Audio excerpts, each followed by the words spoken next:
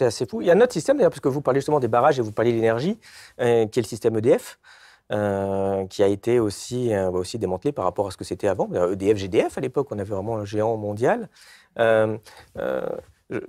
Peut-être vous allez réagir à ce schéma qu'on a fait et qui est assez croquinolesque sur comment ça marchait l'électricité en France.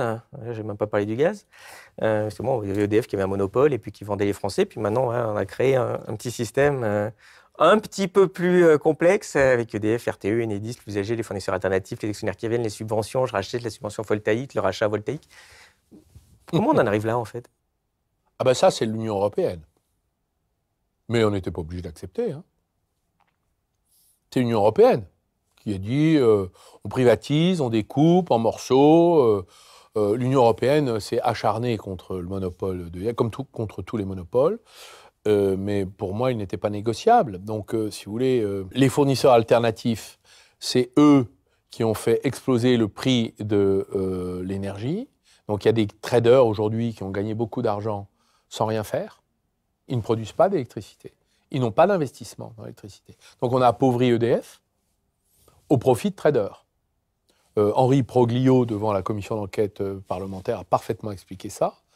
Donc, l'appauvrissement d'EDF est lié à des décisions européennes que nous avons refusé de combattre.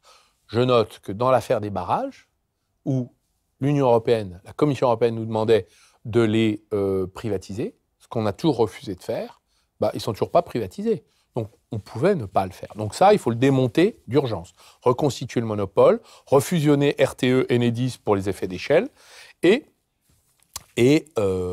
retrouver, pour les entreprises comme pour les ménages, un prix d'électricité qui est proche du coût de production, plus la marge de EDF. Il y a des entreprises aujourd'hui qui sont en train de mourir à cause de ce système-là. Oui, parce qu'à la base, on produit l'électricité pas chère, évidemment, avec le nucléaire, mais on a malgré tout... Le tout... nucléaire et l'hydraulique. Et l'hydraulique. Hein, on a 12% de notre bouquet énergétique qui produit l'électricité à 25 €.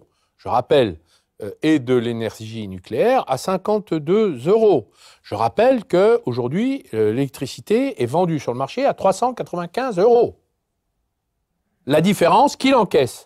Des spéculateurs qui jouent sur le marché européen, qui a décidé d'imposer à la France un prix de vente de l'électricité qui n'est pas le sien, mais qui est lié à des intérêts décidés ailleurs. Donc là, si nous voulons être un peu souverains, de façon raisonnable, faisons comme l'Espagne et le Portugal, qui ont dit « je me débranche, je me rebranche sur mes capacités de production autonomes et je suis en mesure d'éviter le prix d'électricité imposé par Bruxelles ».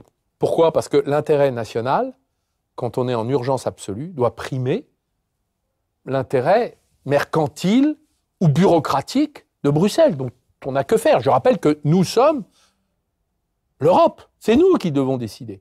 Et je rappelle que nous payons pour l'Europe 45 milliards chaque année. Nous sommes l'un des principaux contributeurs nets. Donc, nous sommes chez nous, excusez-moi. Donc, notre intérêt national doit primer. Et ce n'est pas porter atteinte à quiconque dans cette affaire, car il n'y a pas de défaut de solidarité vis-à-vis de l'Europe, il y a juste une absence de solidarité vis-à-vis de la France.